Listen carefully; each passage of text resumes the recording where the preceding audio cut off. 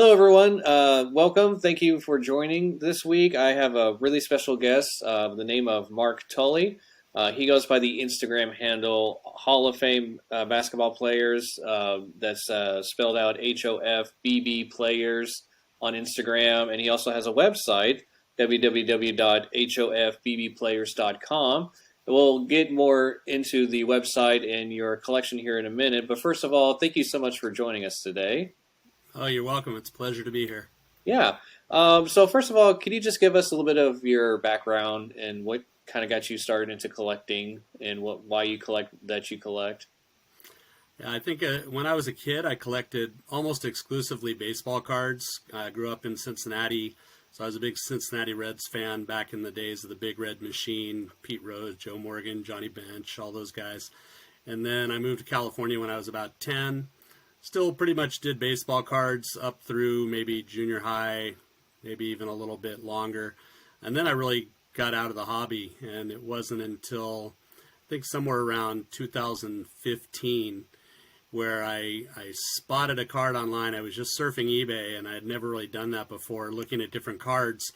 And I came across, well, one of the first things I noticed was cards were a lot different than when I had collected them way back in the 70s and 80s. And so I was just impressed by a lot of the cards, and I came across this Ralph Sampson flawless card that had an autograph on it that was $7. And it was $7.46, and I'll show you the card real quickly. But this is the Ralph Sampson autograph card that I bought for $7.46, and I just sort of fell in love with that flawless set. It has a little subset, which is Hall of Famers, and there are 25 cards in that. So that's where I sort of got started back, like I said, I think it was about 2015. Yeah, and so that sort of became your focus point, correct? You just kind of got into finding the Hall of Fame autographs, and you kind of started your collection from there, correct? Right. I enjoyed Hall of Fame autographs. That Ralph Sampson was the first that I got.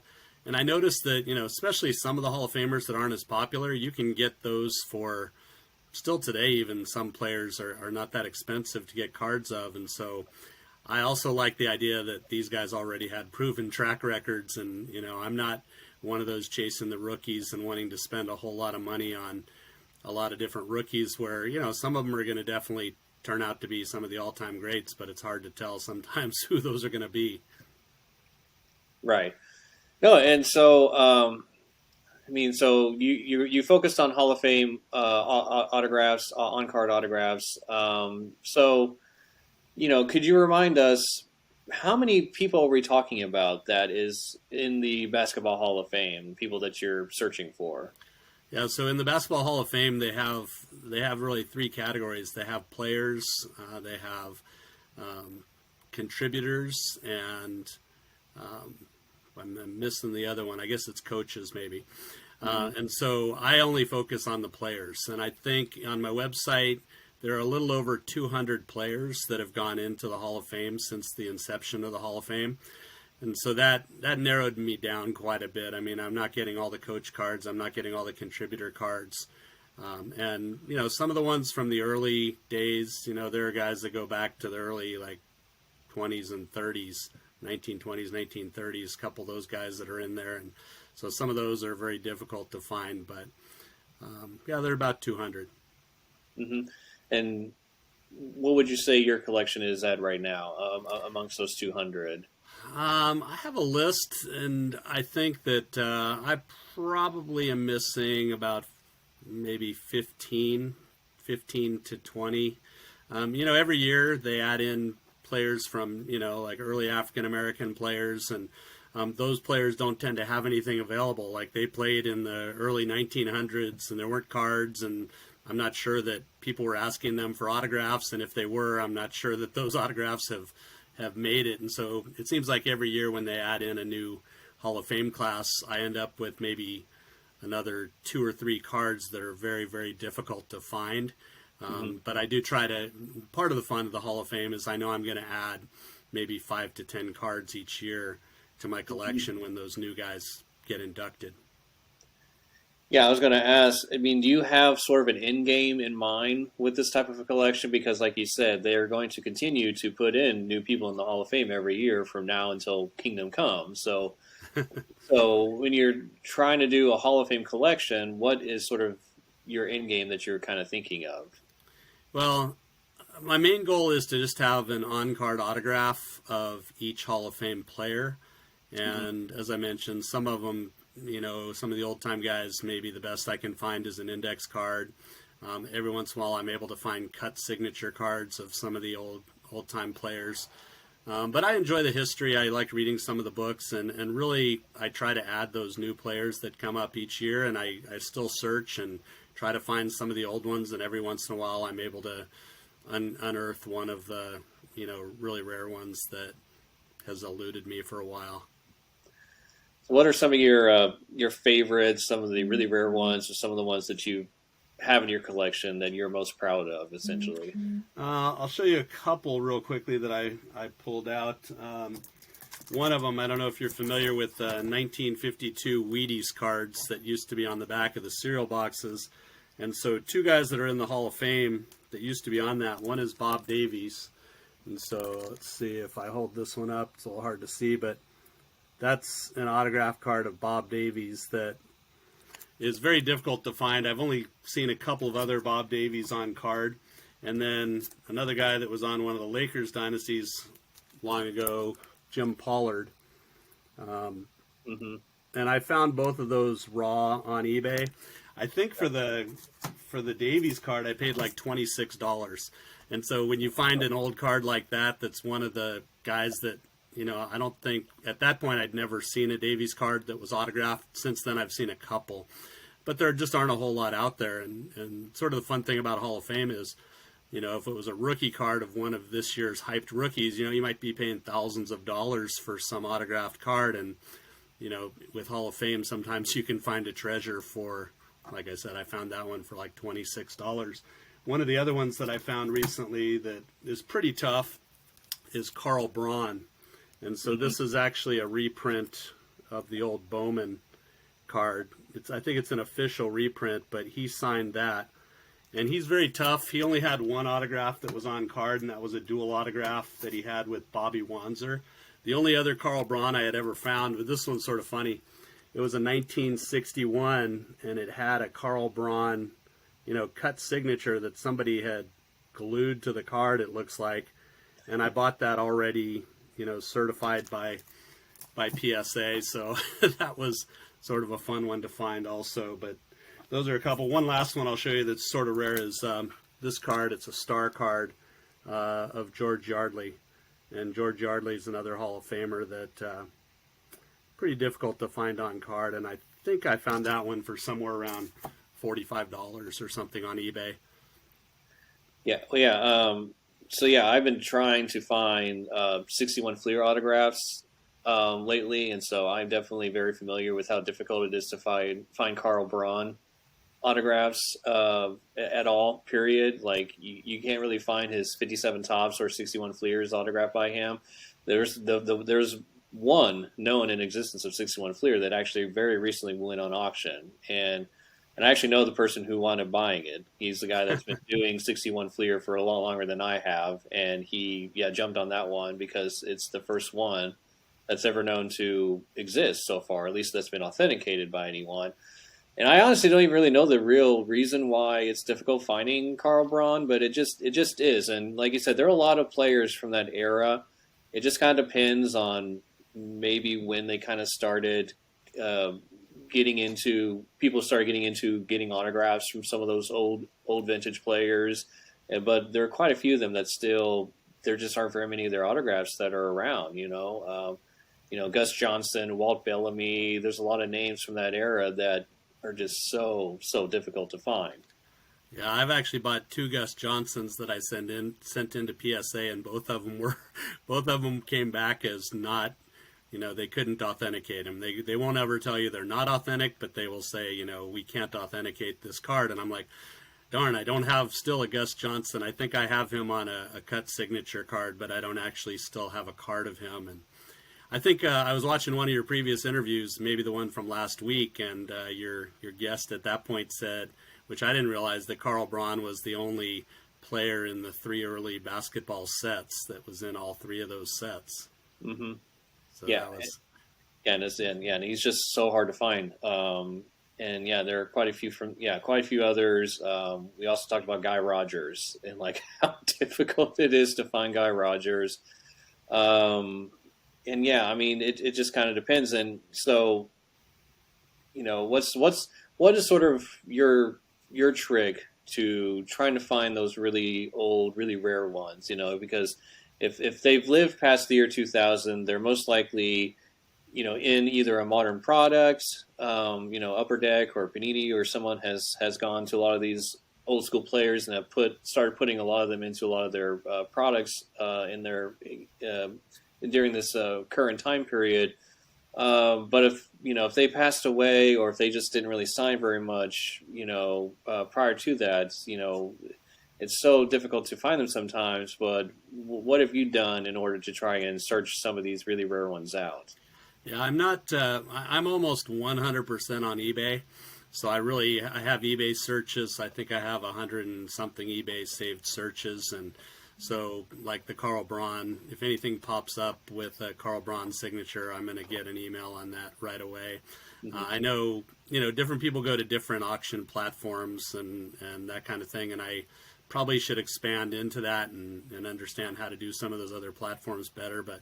So far, I've pretty much kept on there. My goal is, as I said before, is to get an on-card autograph of each person. But Cut Signatures 2016 Leaf came out with a set of Basketball Hall of Fame cut signatures, and I probably have, I don't know, maybe 10 of those. And they had some very rare players. One of my cards, I'm trying to remember which one it is right now, but one of them was a 1 of 1, and then there were a couple of others where they only had maybe 8 or 10 copies. The old Hall of Fame bookmarks, I don't know if you're familiar with those as well. Some of the old players signed those, and they're not quite like a card, but they're about as close as you can get, because they're just a long, thinner bookmark. And so I look for what I can and try to get as close to an on-card as I can. It's funny, the only one that I have that's readily available that I don't have yet is Pete Maravich. And that's really because I haven't wanted to spend, $8,000 or whatever it costs to get a Pete Maravich. So the funny thing was, see if I can see my Pete Maravich card over here, but let's see, where did he go? Oh, there it is. So this isn't actually a card of Pete, but I found a poster that somebody was selling. And on the front, this is the picture of Pete Maravich that was on the front of the poster. And down below it was an autograph of Pete Maravich. And so I need to somehow glue these together and sort of create my own cut signature card. And that cost me, I don't know, a couple $100. And so that's as close as I've gotten to a Pete Maravich so far. But he's the one that, there are a fair amount out there, but some of the ones I've seen on eBay are like $12,000. Yeah, almost any time a Pete Maravich or Will Chamberlain comes up for auction, they just go for insane amounts, and it is because it's like, yes, they're still kind of rare, but they're also, I don't know, they come up enough. There's still enough of them out there that you can find one pretty regularly at almost any of the major auction houses or even on eBay, but. Everyone wants one of those, you know what I'm saying? And Right. so they still go for a pretty premium price point.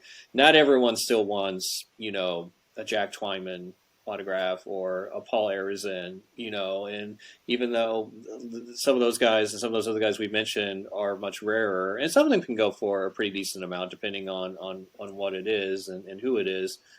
But it's hard to find a Will to repeat for like anything less than a few grand if you're Right. looking for him for sure. Yeah. Well, you just mentioned Jack Twyman, and one of the cards I got recently, I wasn't even aware of this set, but I get the Basketball Card Fanatic magazine, and they had a little spread this last month on Bill Russell, and so they were showing, Bill Russell in the time he was playing only had, I guess, 3 or 4 different cards. He had those cards from the 61 Fleer, he had his 57 Topps card, Yeah. and then he had this card from the 1955 All-American Sports Club, and I wasn't even aware of that set. So I started looking on eBay, and this is the card I got. It's a Jack Twyman card, and you can tell it's a small little card.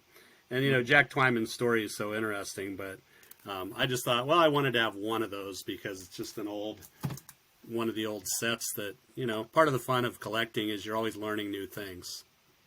Yeah, absolutely. I love learning about just really sort of unknown sets or oddball sets that were regional or just had a distribution model that was not typical. And so a lot of them kind of finding them in good condition and things like that nowadays is really, really, really difficult. And so, yeah, you talked about that Wheaties set earlier, and there are a lot of hand cut sets from that era and other just oddball things, like things that are packaged in like loaves of bread or or packs of gum or all kinds of things that are just really weird. But if you find them in good condition, they're really interesting in my opinion. Yeah, well, they had those old Cons Wieners was another one. They had those old hot dogs where they had cards of Jerry West and I think Oscar Robertson, and some of the ones that aren't in the best condition have hot dog juice stains in them, and so it's sort of funny.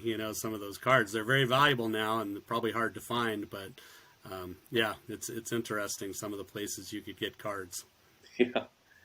So I want to go ahead and talk about your website. So I found your website and I thought it was extremely interesting. So you kind of built your own website where you talk about your collection, your background, why you enjoy collecting Hall of Fame autographs, and what kind of got you back into it, and some other stories that we'll get into here in a minute, as well as just like a list of the Hall of Famers and a sort of mini background on each one of those.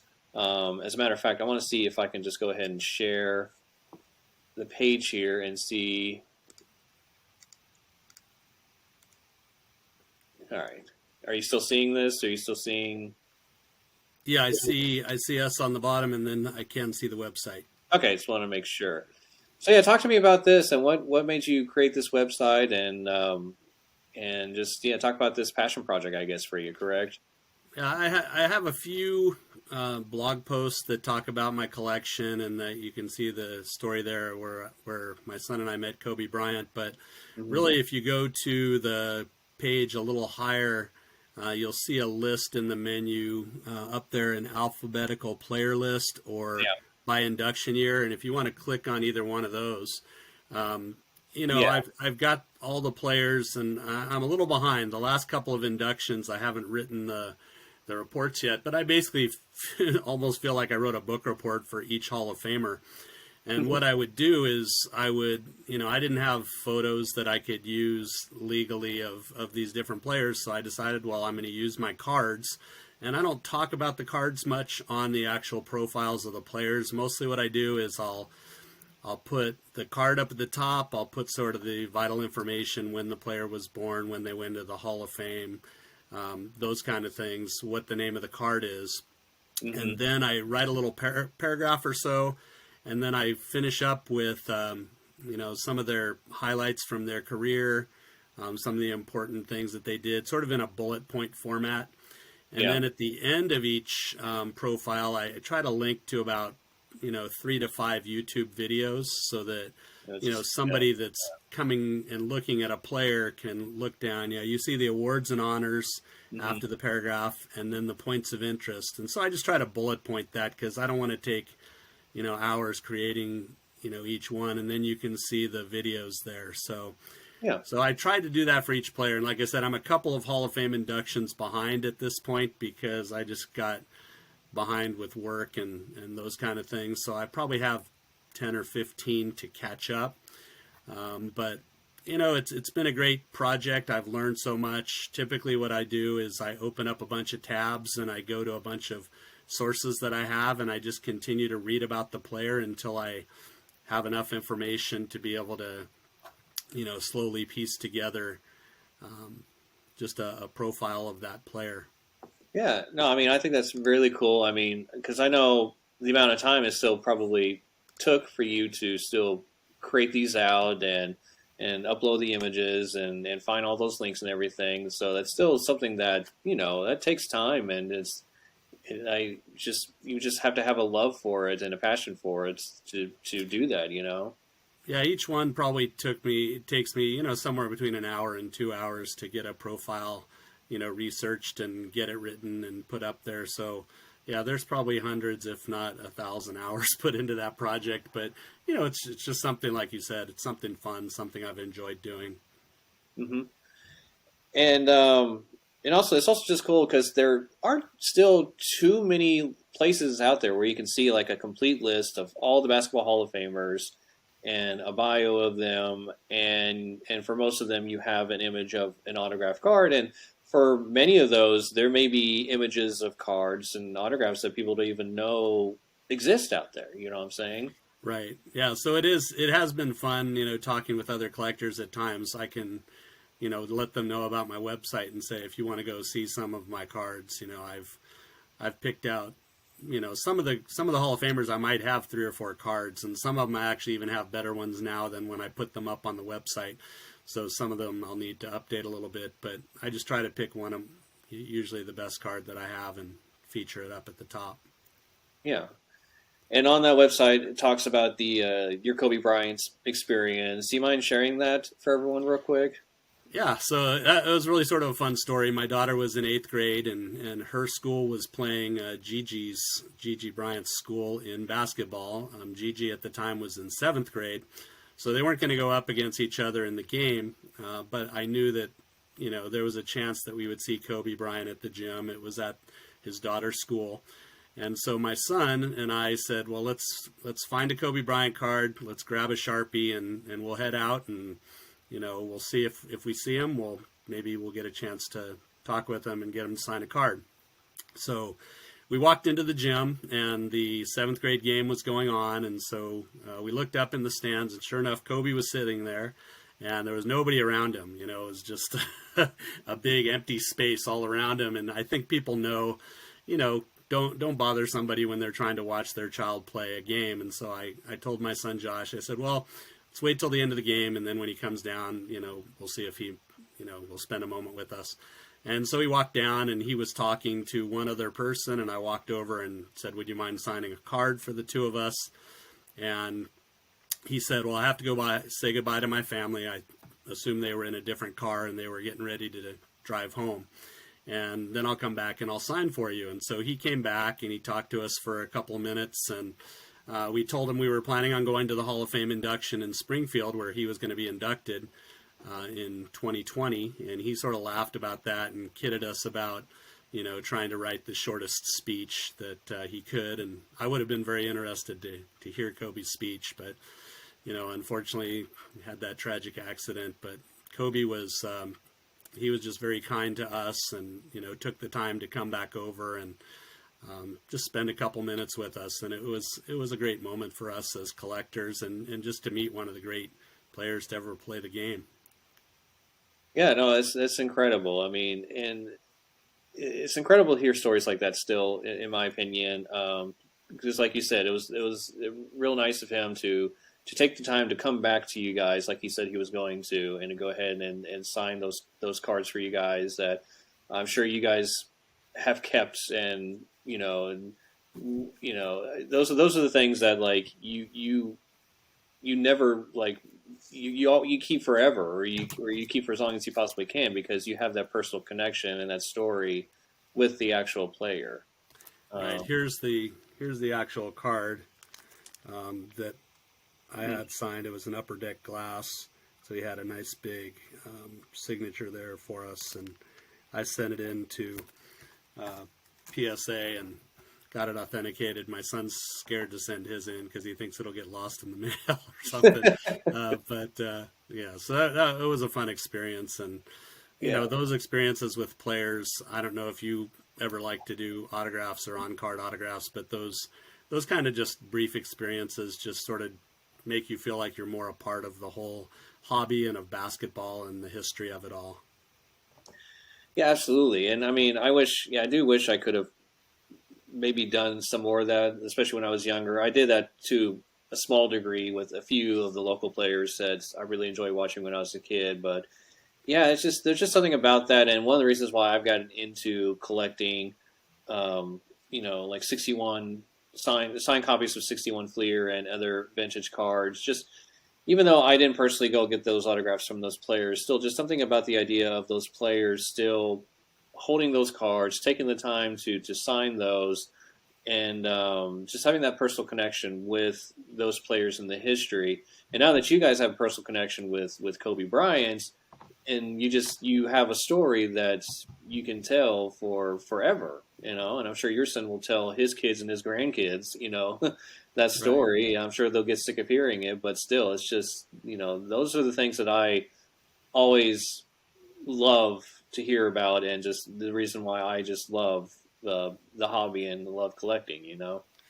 Well, it's funny because my son and I kid sometimes with my wife or even my daughter that we just have like pieces of cardboard that somebody scribbled on, and on the face of it, it doesn't seem like it would be worth that much, but like you were just talking about, it's the experience a lot of times that goes with the card, or even just learning more about that player if you didn't get it in person.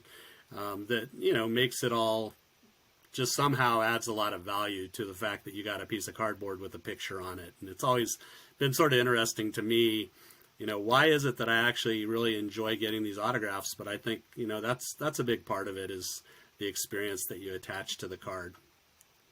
Absolutely. And you were telling me earlier about some of your other experiences of getting some other in-person autographs. Do you mind sharing some of those? And one of those was the Hall of Fame ceremony that you mentioned with Kobe that he was unfortunately unable to attend. But you said you still went out to that Hall of Fame induction, correct? Right. And so that was scheduled in 2020. I think they usually do the Hall of Fame induction the weekend after Labor Day. And because of COVID, it got pushed off. And so it didn't actually take place until May of 2021, I guess. Mm-hmm. And so, we sprung for the VIP tickets, which was sort of fun because then we got to go to, the induction ceremonies on a Saturday, but on Friday night they have a dinner that we were able to attend. And that was one of the main places where when the dinner was over, the players are just up walking around. They're just talking with each other. They're taking pictures with each other, sometimes. And so we were able to walk up and talk to some of the players, and players were very kind. Most everybody that we asked if they would sign a card for us said yes. I'll show you a couple of the cards. I got these 2012-13 cards that I had specifically taken to get signed. So one of the people that we got was Tim Duncan. And from what I understand, he's a pretty hard guy to Yeah, get to sign in person. And he finished eating and he got up, and I don't even think he stuck around too much at the dinner after that. But we were able to, approach him and ask him if he'd mind signing a card for us. And so he did that, and I think he left soon after that. So I don't think he interacted with a whole lot of people there. Another one who really spent a lot of time talking with my son Josh was Magic Johnson. So we got this card signed. My son has his own versions of these as well. But Magic was very personable, and we were up there, and this was actually the night of the presentation where they induct everybody.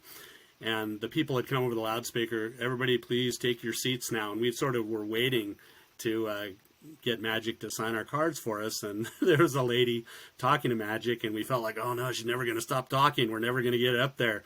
And so finally, I asked Magic, I said, hey Magic, would you mind signing a card for us? And he looks at my son Josh and he goes, hey, if your son wants a card signed, he has to ask me for himself. And I go, well, yeah, he will, but no, I'm asking for myself right now. So, and he was just very personable, and my son took a selfie with him, and he was like, no, we got to turn this way to get the light just right, and just that kind of stuff. He was very personable. So I won't hold up all the other cards, but just flipping through some of the cards we got Isaiah Thomas there.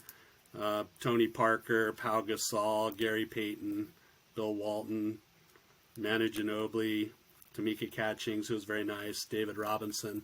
So it was like, it was just an incredible night to meet, so Yeah. many stars over that weekend. One sort of funny story we had is one of the first people we saw. They moved it from where they typically have it in Springfield down to a casino, the Mohegan Sun, which is in Connecticut, because I guess they felt like it was more spaced out and with COVID, they could sort of spread everybody out in the venue better. And so we're walking around, and this is all enclosed. It's sort of like a big mall area. And we see Rick Barry and his wife outside of the Chick-fil-A, and they're eating, and we didn't have anything with us at the time to get signed. I didn't think we took a Rick Barry card. But we went up and introduced ourselves and said, would you mind taking a picture with us? And so he was very nice. And, again, my son's only 15 years old, so all these guys played, way before his time. But, he, just because I guess me and talking about basketball a lot, my son knows a lot of these players as well.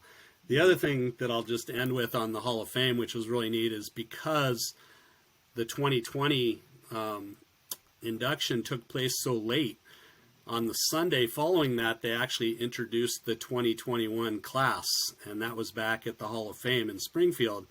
And so we were able to attend that event as well. And so that event had Chris Bosh and Chris Webber and a number of other people. And so I actually both my son and I got this flawless card, which was sealed, and we broke the seal, and we took that up to Chris Bosh. He was the only one that we were able to get on that day. We didn't have access to Chris Webber and Paul Pierce and some of those guys, but it was sort of funny because Chris Bosh looked at the card as he was signing. He goes, "Hey, that's a nice card," because it was a flawless. That one has a little gem in it. And, Yeah. yeah, so that was a fun time. So, yeah, that was our Hall of Fame experience. That's great. I mean, yeah, I've never, I guess I've never really realized what can be accomplished by going to an event like the Hall of Fame like that. Like I've never even thought about even going to a Hall of Fame induction ceremony, but that does sound like if you do have that sort of access to the players, it does seem like something that would be really cool to get to experience one of these days. I didn't even know that you could really do that at the Hall of Fame ceremony, Yeah, I'm not sure that they encourage, a lot of, we were probably some of the only people, walking around that actually had some cards and stuff to get signed. And to tell you the truth, kid-wise, there were only, at this dinner that we went to the night before, maybe 5 kids there. It was mostly adults, and it's mostly a more formal setting. Yeah, I don't know. Hopefully we don't end up with like 200 collectors showing up for that because that would be a little crazy. Yeah. Yeah, they'll probably stop that real quick. Yeah. No, that's really cool. And you also we talked earlier about you had a Team USA experience out in your area, correct? Yeah, so typically Josh and I'm a Laker fan. We're a big Lakers fan.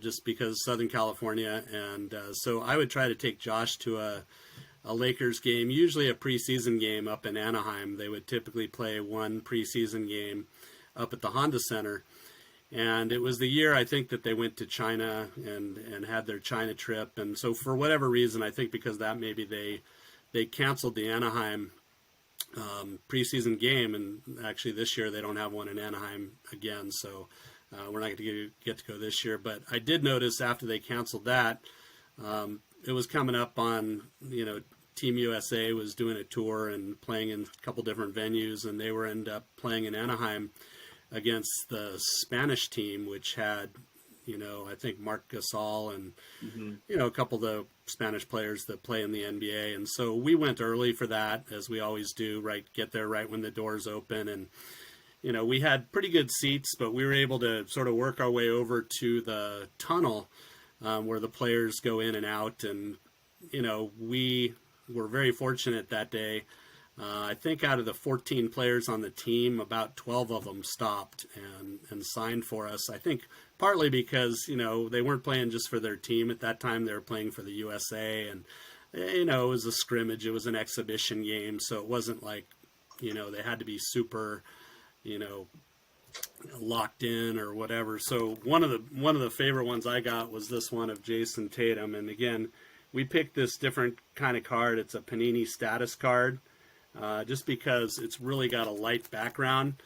And some of these cards, I think there was these cards, they have a little bit of a gloss on them. So we had to take a little eraser and just lightly go over the card with an eraser so that the autographs would adhere pretty well. I'll just show you one or two more. So this is a Chris Middleton card that I got at that time.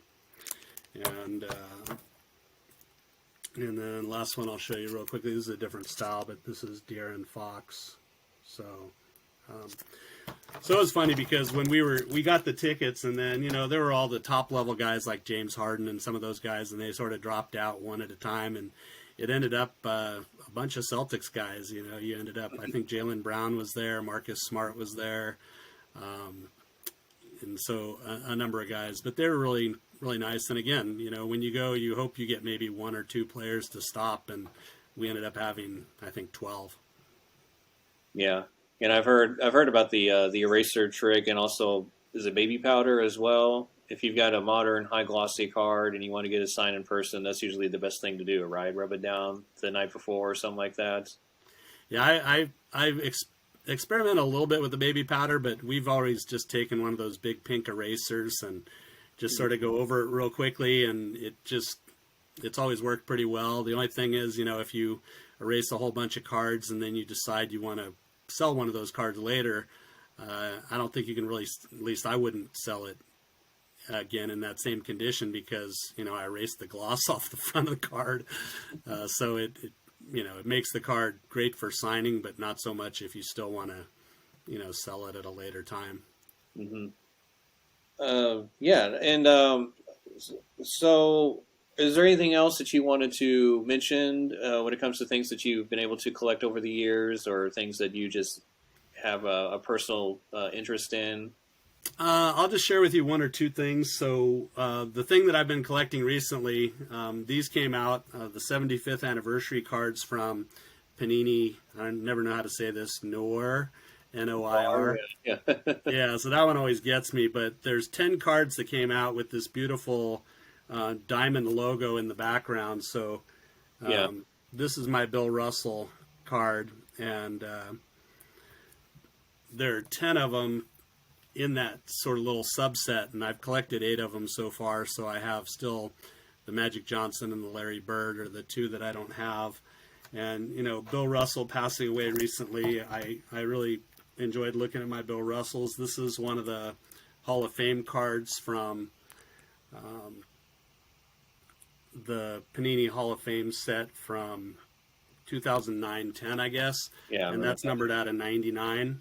And it's funny buying these back. I probably bought them 5 or 6 years ago, and I don't know, I probably paid like $140 for it or something like that. And, I know Bill Russell's have gone up quite a bit. And then this is my last Bill Russell card. It's from that same flawless set that I started with, but it's the Association Autographs version of that. So the Bill Russell, that's been fun.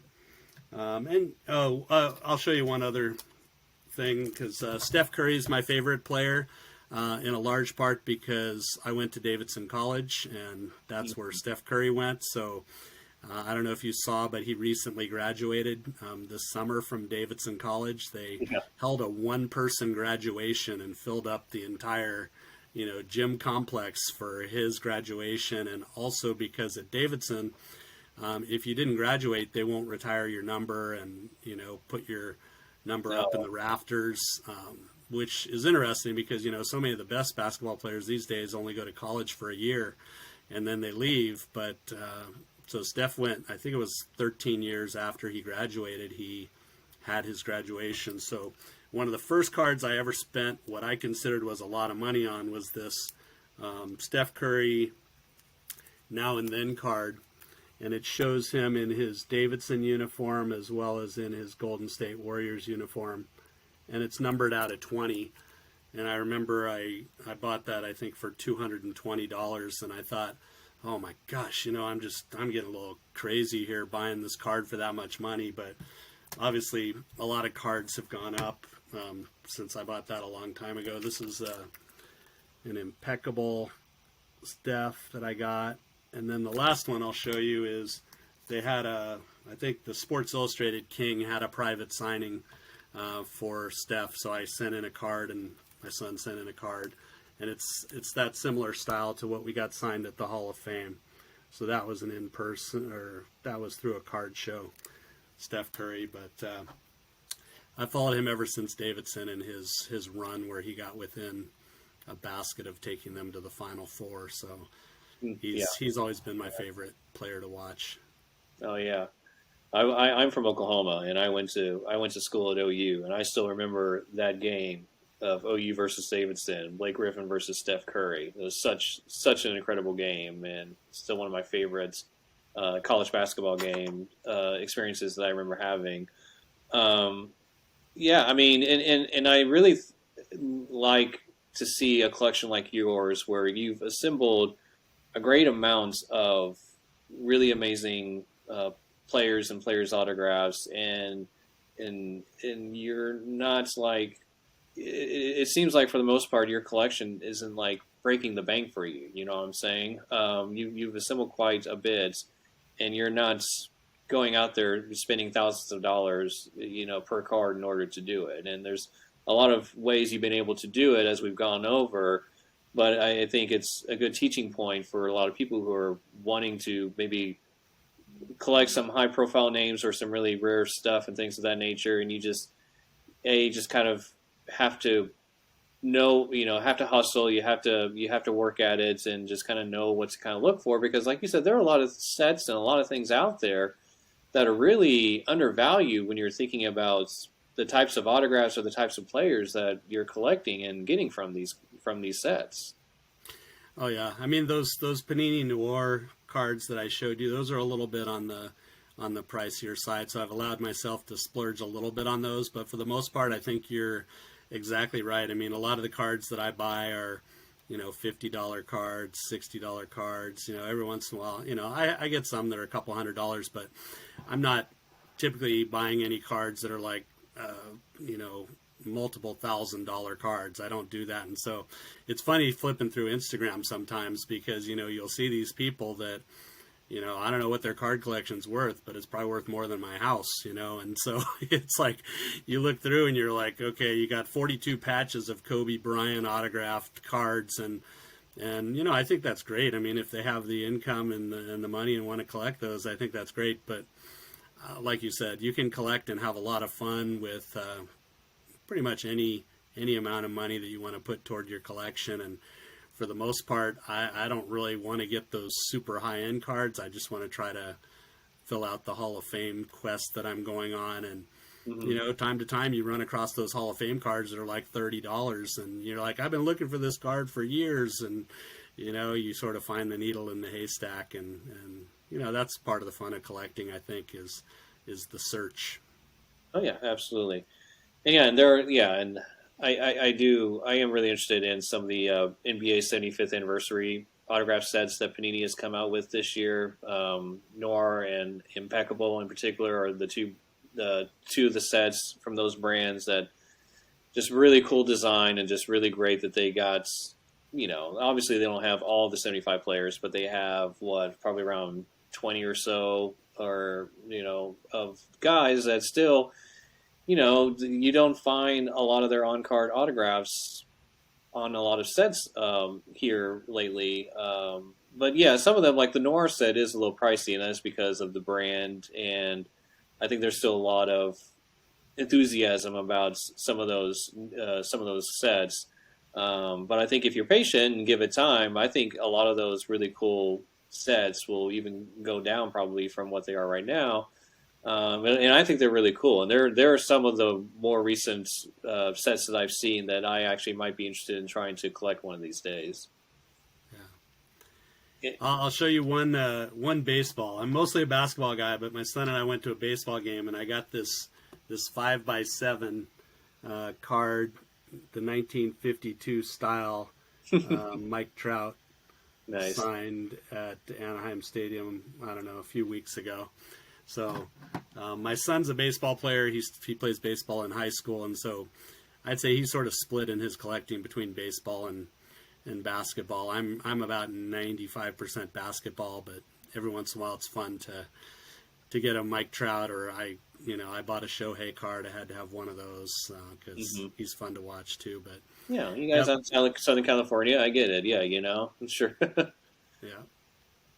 All right. Well, that's all the questions that I had for today. Was there anything else that you wanted to mention, or is there anything else that you want to make sure to plug outside of your Instagram or website that we went over? No, I think that's it.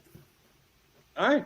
Well, thank you so much for coming on and sharing your collection and sharing your stories. Once again, this is Mark Tully. You can find him on Instagram at HOF BB Players, and his website once again is www.hofbbplayers.com. Mark, thank you so much. It was a pleasure talking to you. Well, thank you. I appreciate it. It was fun to be on.